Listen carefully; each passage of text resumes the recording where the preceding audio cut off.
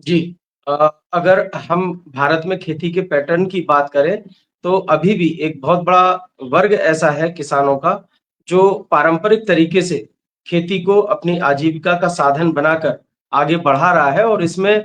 अगर हम फसली सीज़न के तौर पर देखें तो किसानों की 2 से 3 बार अगर ज़मीन बहुत अच्छी है तो 3 बार फसल मिल जाती है साल में और अगर म मध्यम दर्जे की ज़मीन है तो 2 बार यानी खरीफ और रबी सीज़न में फसलें मिलती हैं। जहाँ ज़मीनें बहुत खराब है हमारे देश में चूँकि बंजर ज़मीनों का इलाका भी एक बहुत बड़ा एरिया है जिसको कवर करता है, वहाँ सिर्फ़ एक फसल किसानों को मिल पाती है। तो ऐसे में हम समझ सकते हैं कि आजीविका के लिहाज से खेती समय के साथ अब एक तरह से मुनाफ़े का सौदा नहीं रहा है और इस बदलते दौर की बदलती ज़रूरतों को देखते हुए सरकार की भी ये ज़िम्मेदारी बनती है कि किसानों को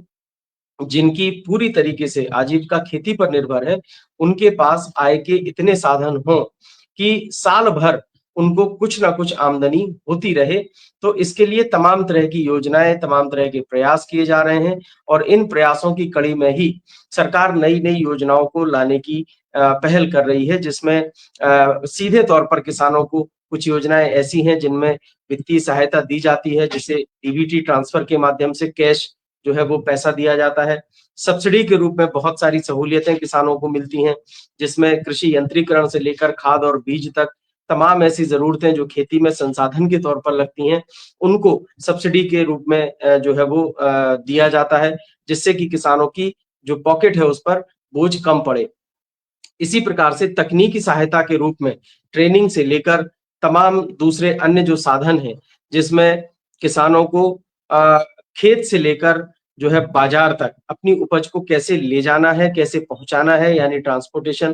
तो इस तरह से हर स्तर पर सरकार किसानों को सपोर्ट करने की कोशिश जो कर रही है, उसमें अनगिनत योजनाएँ केंद्र और राज्य सरकारों के माध्यम से किसानों तक पहुँचाई जा रही हैं। तो इसमें अब सरकार का मानना ये है कि चूँकि कुछ ग्राउंड रियलिटी के आधार पर जो ज़मीनी सच्चाई है, उसके आधार पर सरकार को ये महसूस होता है और लगातार महसूस कराया जाता है विभिन्न माध्यमों से, चाहे वो मीडिया का माध्यम हो या दूसरे अन्य माध्यम हो, कि किसानों तक सरकार की सभी योजनाओं का लाभ हूबहू वैसे ही नहीं पहुँच पाता है, जैसे सरकार उसे पहुँचाना चाहती है। यानी भ्रष्टाचार की वजह से बहुत सारा लीकेजेज़ इसमें होते हैं और इसका नुकसान सीधे तौर पर किसानों को होता है और वित्तीय तौर पर अगर हम देखें तो सरकार को होता है, यानी सरकारी खजाने पर एक बड़ा डाका डाला जाता है। इस तरह की जो हकीकत है, उसे समझते हुए अब सरकार ने डीबीटी पर भरोसा जताया है और डीबीटी के माध्यम से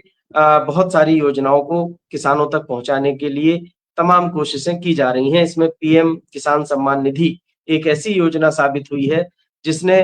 दुनिया में एक रिकॉर्ड कायम किया है, एक कीर्तिमान स्थापित किया है कि किसानों को और ख़ास तौर से उन छोटे वर्ग के लोगों को जिनकी आय बहुत सीमित है, जो अभी भी आय के मामले में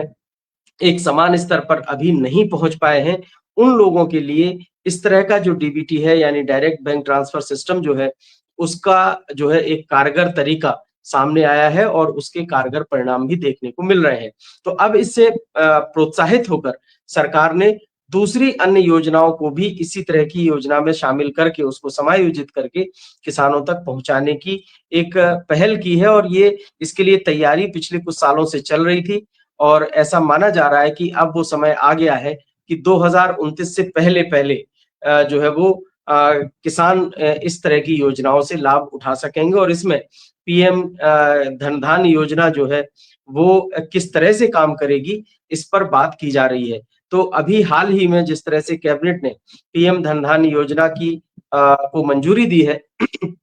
उसमें जो 100 आकांक्षी जिले खेती के प्रोडक्शन के मामले में सरकार ने चिन्हित किए हैं पूरे देश भर से, उन सभी जिलों के किसानों को लगभग 24,000 करोड़ की जो राशि है वो मंजूर हुई है और इस राशि के माध्यम से बहुत सारी योजनाओं का समायोजन करके किसानों को जितने तरह का सपोर्ट हो सकता है, बीज से लेकर बाजार तक, यानी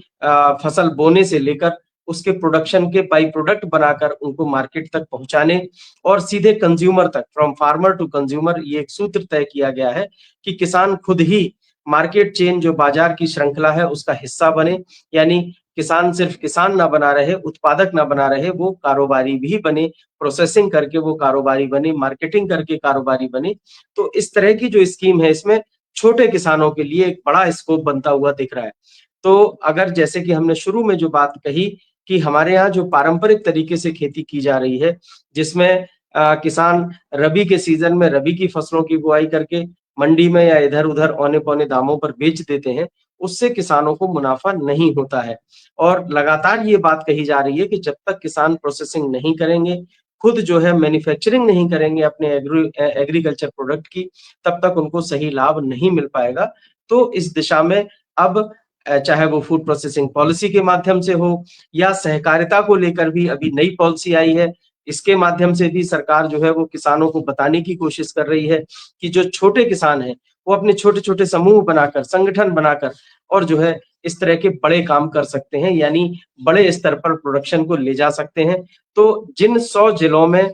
प्रोडक्शन सबसे कम है अभी देश में, उन जिलों को चिन्हित करके सरकार ने पीएम धन योजना के तहत लगभग 7 करोड़ किसानों को टारगेट किया है। ऐसे किसान जो लगातार जो है बाजार की श्रृंखला से अभी छूटे हुए थे,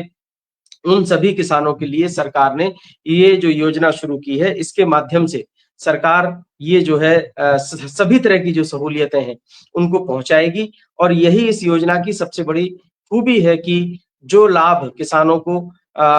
छोटी-छोटी योजनाओं के माध्यम से नहीं मिल पा रहा था, अब इन सबको एक करके और किसानों को लाभ पहुँचाने की बात हो रही है। लेकिन इसमें भी अभी हम जितनी आसानी से इसको एक्सप्लेन कर ले रहे हैं, ये उसको लागू करना उतना आसान नहीं है, क्योंकि जिस तरह से सरकार भी जानती है, हम और आप भी जानते हैं कि जो लीकेज पॉइंट है, उनको रोक पाना बहुत बड़ी चुनौती है। हालाँकि तकनीक के माध्यम से जिस तरह से पीएम किसान सम्मान निधि के तहत सरकार ने इस तरह के तमाम जो लीकेज हैं, उनको रोकने में कामयाबी मिली है, उसको आधार बनाते हुए धन योजना में भी तकनीक का सहारा लेकर और किसानों तक इसके लाभ पहुँचाने की एक पहल की है। ये जो है कारगर होगी ऐसा भरोसा तो जताया जा रहा है, लेकिन जब ये लागू होगी तब हम इसकी समीक्षा कर पाएँगे, इसका विश्लेषण कर पाएँगे कि आखिर ये कितने कारगर तरीके से इन 100 जिलों के किसानों तक पहुँचाई गई है। सवाल ये उठता है कि आखिर ये कौन से जिले होंगे? तो जैसा कि मैंने कहा जहाँ उत्पादन अभी भी बहुत कम है, सबसे कम यानी न्यूनतम उत्पादन वाले जो